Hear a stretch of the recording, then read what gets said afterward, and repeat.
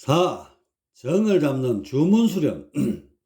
전기신의 상호 얽혀진 수수작용에 대해서는 이미 설명한 바 있다. 다시 말해 정에서 기, 기에서 신 또는 기에서 신, 신에서 정 또는 신에서 정, 정에서 기의 순서로 전기신이 상호작용하는 바, 셋 중 어느 하나를 잡아도 다른 두 가지 요소에 영향을 주어 삼위가 일체로 통일될 수 있는 것이다. 여기서는 그 중의 하나인 정을 잡아 기를 통제하고 나아가 신을 총명케 하는 주문수련을 다루고자 한다. 흔히 가만히 앉아 맹상을 하다 보면 온갖 잡념이 끊임없이 일어난 것을 쉽게 경험할 수 있다. 이는 가만히 있지를 못하고 제멋대로 동하는 기를 타고 신이 반응하기 때문에 일어나는 현상이다. 그렇기 때문에 기를 잡는다면 자연히 잡념은 그치게 되고 선정에 몰입할 수 있는 것이다. 이 기를 잡기 위해서 간접적으로 정을 발전시키는 수련이 곧 주문수련이다. 하나의 대상에 집중하거나 정해진 구절을 반복해서 외우는 것은 다른 잡념이 일어날 여지를 없애고 한 곳으로만 의식을 모으는 것인즉 자연히 정이 맺히게 되는 것이다.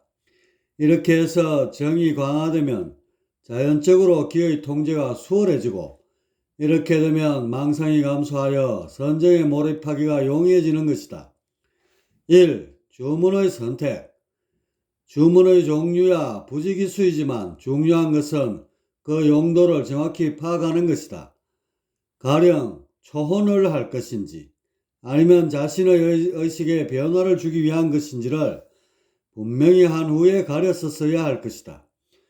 본서에서는 의식 변화의 주문을 권장하는 바이며 정신을 모을 수 있는 것이면 어떤 것이든지 무방하다. 가령 나무 막대기하고 외우든 나무 관세음보살하고 외우든 그대의 정신 집중에 용이한 것이 쓸모있는 주문이 되는 것이다. 그러나 의미 없는 나무 막대기를 찾는 것보다는 진리의 상징이신 불보살님들을 찾는 것이 주문의 효력이 더할 것은 자명할 것이다. 그런즉 본인이 존경하는 대상을 주문으로 삼는 것이 가장 합당하다 할 것이다. 2. 주문을 외우는 법. 주문을 외우는 법에는 소리내어 외우는 것과 암송하는 것이 있고 가급적 빠른 속도로 외우는 것과 음률을 타고 외우는 것이 있다. 그런즉 모두 합하면 4가지 종류가 있게 되는데 여기서 각자의 성향에 맞게 택하여 쓰면 된다.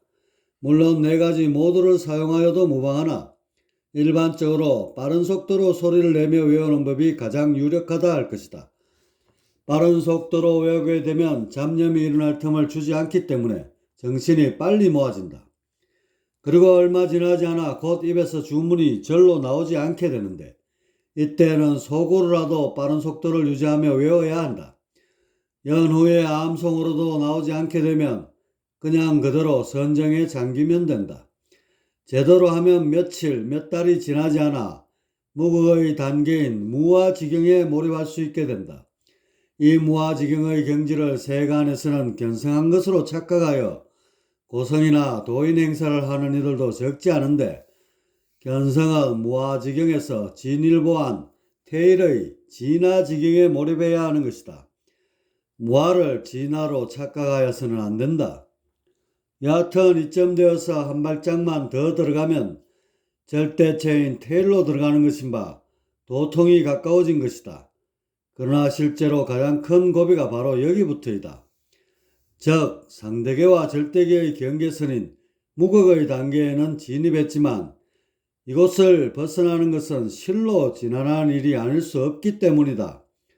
무극에 들어오면 진화가 드러난 것은 아니지만 나라고 믿어왔던 가가 완전히 소멸되어 어떤 의식도 일어나지 않으므로 여기서 태일로 진입하는 데에는 그 어떤 방법도 없게 되는 것이다. 우주 어느 곳을 가건 어떤 차원의 세계에 가건 무극에서 태일로 오르는 직접적인 묘법은 존재하지 않는다. 여기에는 오직 단 한 가지 간접적인 방법만이 있다. 즉 무극 상태에서는 어떻게 손쓸 도리가 없는 것이지만 평소에 앞에서 언급하였던 진실한 참회를 통하여 업장의 벽을 줄인다면 테일로의 진입도 기대할 수 있는 것이다.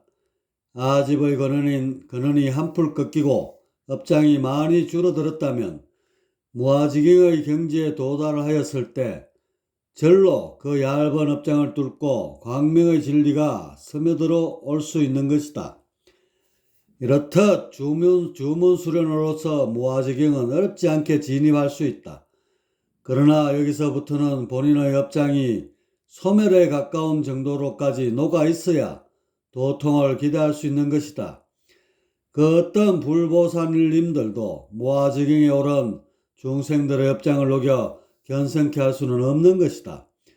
여기서부터는 오직 각자의 기초수련, 즉 신법, 업장 소멸에 의하여 좌지우지되는 바 참회하고 참회하여 마음 닦는 공부를 가장 중히 여겨야 할 것이다.